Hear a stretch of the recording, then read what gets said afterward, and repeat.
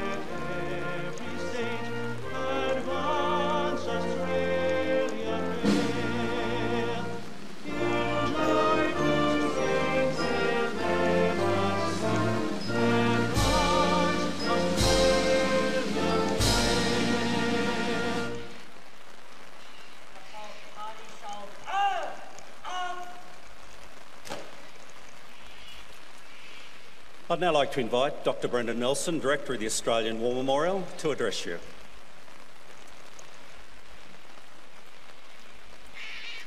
I add to those who should be recognised, leading a very large contingent from the Royal Australian Air Force, the Deputy Chief of the Royal Australian Air Force, Air Vice Marshal Warren McDonnell. At the other end of Anzac Parade across the lake is our political capital. We exercise and celebrate there our political, economic and religious freedoms.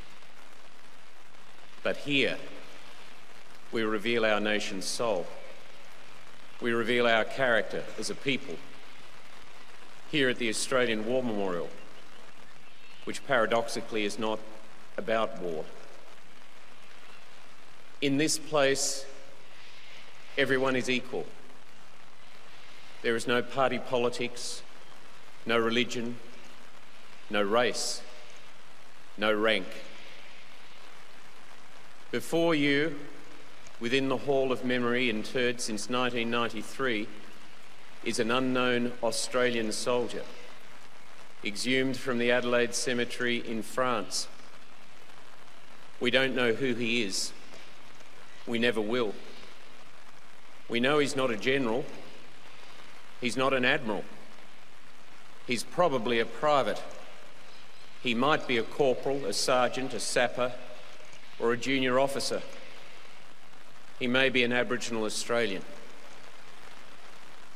We revere him because we are Australians. We revere the idealism and the heroism of the everyday Australian. But within this framework of equality, there is one group of Australians for which there is a very special place accorded here, and it's those who bring us here today. Only 4 or 5 generations after the first British fleet arrived in 1788, and all of the devastation it would bring for millennia of rich custodianship and guardianship and culture of Aboriginal and Torres Strait Islander Australians of this continent. But from it, the origins of the Australia we have become and the people we now are. These men living in a desperately unequal Australia denied their Aboriginality to fight for the young nation that had taken so much from them. Ethical and responsible citizenship as Australians requires a number of things. One of them is to be imbued with the imaginative capacity to see the world through the eyes of others. And today, as we should every day, we consider an Australia through the eyes of Aboriginal and Torres Strait Islanders, and in particular those who wear and have worn the uniform of the Royal Australian Navy, the Australian Army and the Royal Australian Air Force. Captain Reg Saunders, proud Australian, proud Aboriginal man, fought in the Second World War in Crete, in New Guinea. He then fought in the Korean War at Kapyong. And he said this: "I never fought for anybody but Australia. I was always loyal to my country. I fought for the Queen of Australia or the King of Australia. I didn't want the King or Queen of England because I'd have been just as happy fighting against them. Australia is my country. I love my country very much, and I love the people in Australia, so my loyalty is purely Australian." And in the depths of the Second World War, a young Aboriginal Australian Army Private Charles Meany told the Tribune on the 1st of June 1944, he said, "I know that I am fighting for a new world in which my people will get a better deal. I want to come back to an Australia where my people will have full rights as citizens, to an Australia where Aboriginal children will have the right to education, to work, and a happy, healthy life." He gave 22 years of his life to us, wearing the uniform of the Australian Army. In the Second World War, the British Commonwealth and Occupational Forces, Korea, where he was awarded the Military Medal for bravery, and then the Malayan emergency. And in those 22 years, nothing changed. And yet they served, they suffered. 7,500 we have identified have served this country. More than 350 are named on the Roll of Honour in the cloisters. And these men and women proudly serve today, and today we honour them.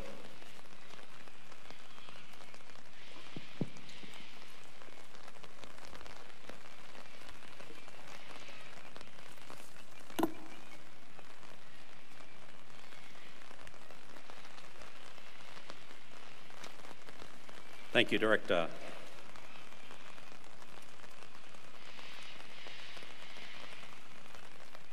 Today we remember and pay tribute to Flight Sergeant Arnold Lakia. Arnold Alexander Lakia was born in May 1915, the second son of 6 children, 5 sons and a daughter, of Horace Samuel and Sylvia Lakia, nee Whalebone, of Malinas Station in the Roebourne Shire in Western Australia.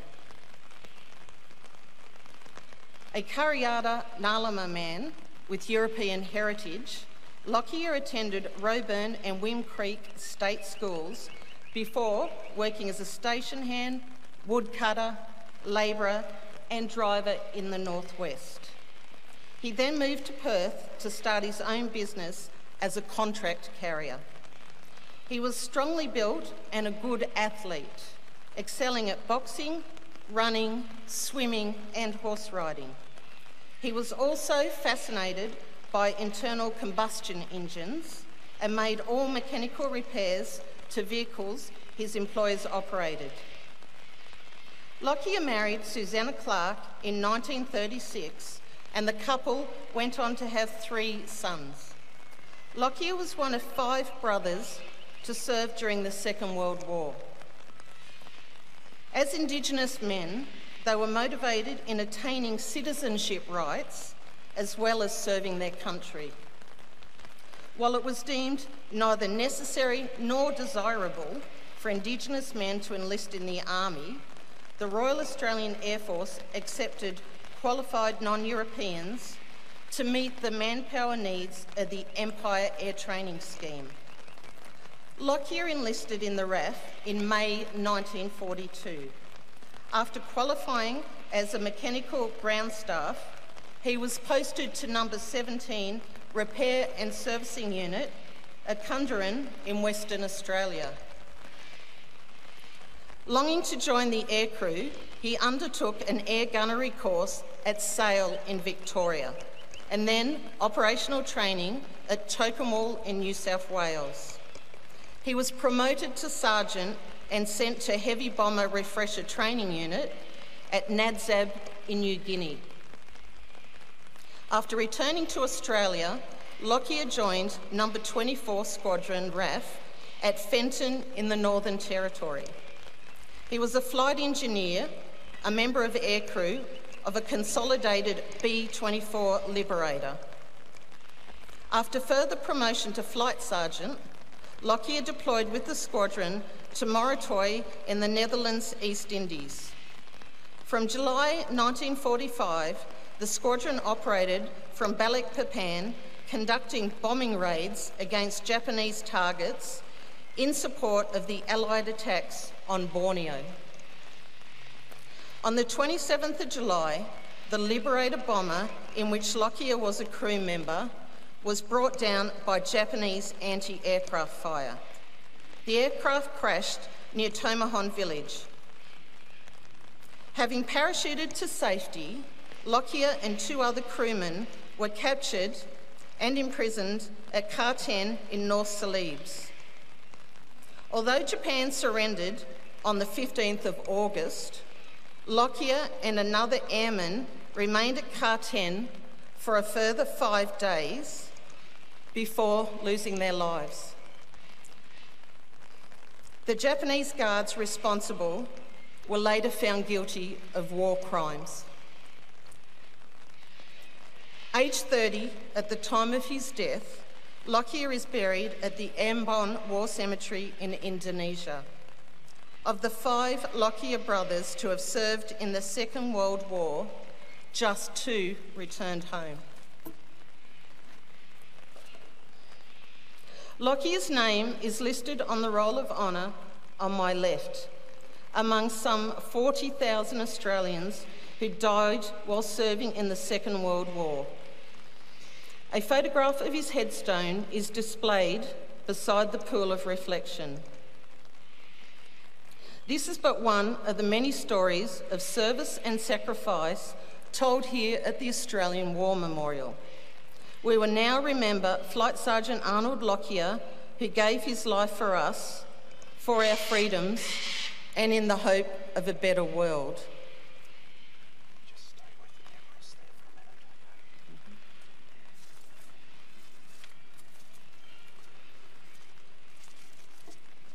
The Australian War Memorial was the vision of Charles Bean, Australia's First World War official historian. Bean landed with the Australian troops on Gallipoli and stayed with them at the front through to the end of the war. The idea of this national memorial and museum came to him at Pozières, France, in the depths of the bloody fighting of 1916. Bean's idea was that this would be a place where families and friends could mourn loved ones buried in faraway places. It would also be a place that could help all Australians understand what these men and women had endured and what they had done for us. Bean's vision, to which we remain true, is best expressed as inscribed in the entrance to the memorial's galleries. Here is their spirit in the heart of the land they loved, and here we guard the record which they themselves made. Tonight we'll read the story that you just heard. Wreaths and for all tributes will now be laid in the following order.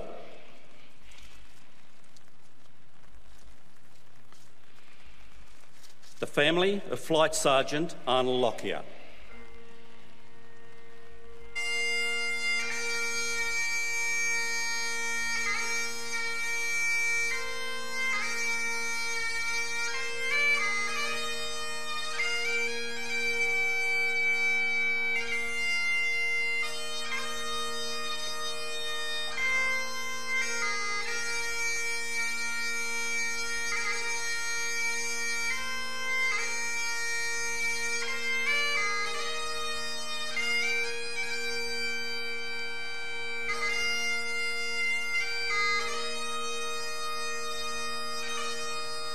Air Chief Marshal Mark Binskin, Chief of the Defence Force, Australia.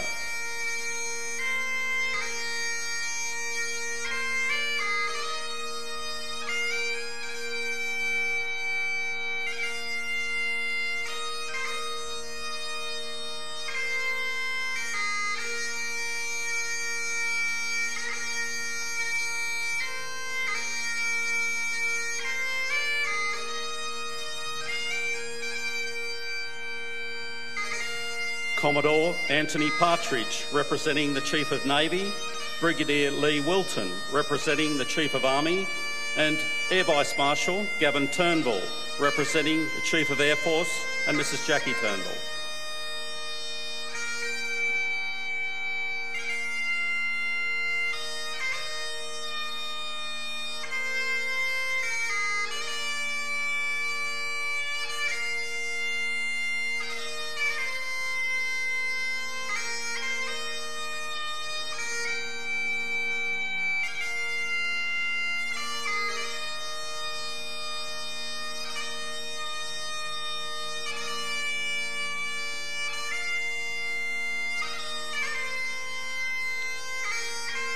Vice Admiral David Johnston, Chief Joint Operations, Australian Defence Force, and Mr. Steve Greshkoviak, Defence Indigenous Champion and representing the Defence Secretary.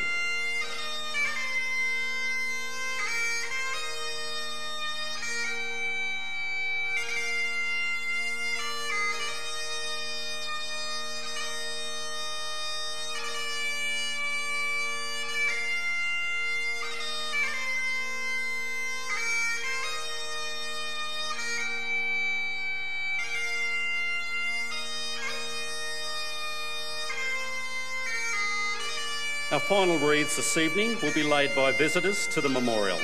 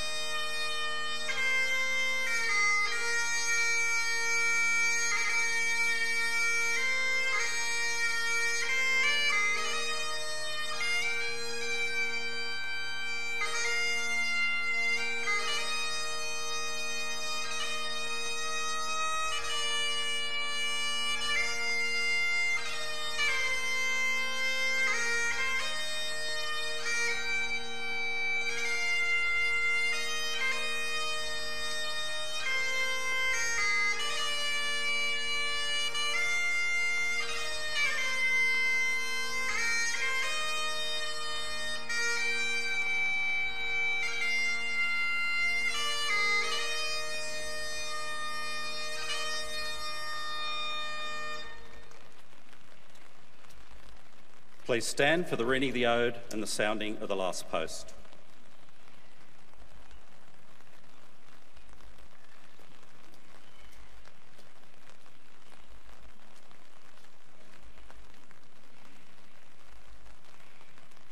They shall not grow old as we that are left grow old.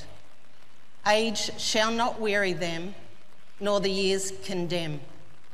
At the going down of the sun and in the morning, we will remember them. We will remember them.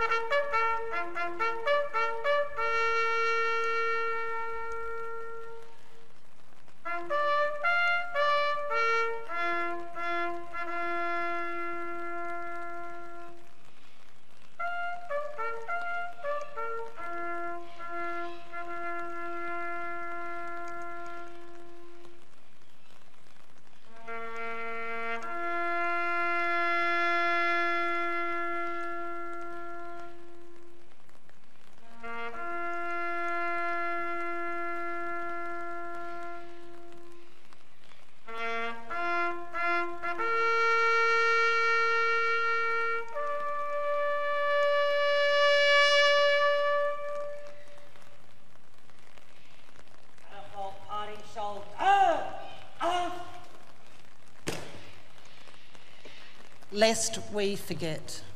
Lest we forget.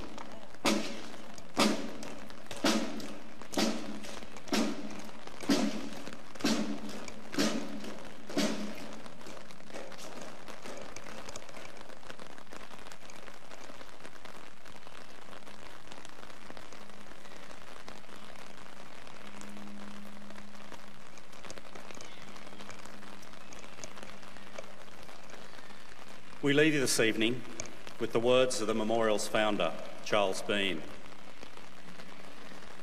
Many a man lying out there at Pozières or in the low scrub at Gallipoli with his poor, tired senses barely working through the fever of his brain has thought in his last moments, well, it's over. But in Australia, they will be proud of this. Ladies and gentlemen, girls and boys, that concludes the last post ceremony. We thank you for visiting the Australian War Memorial and wish you all a very good evening. Thank you.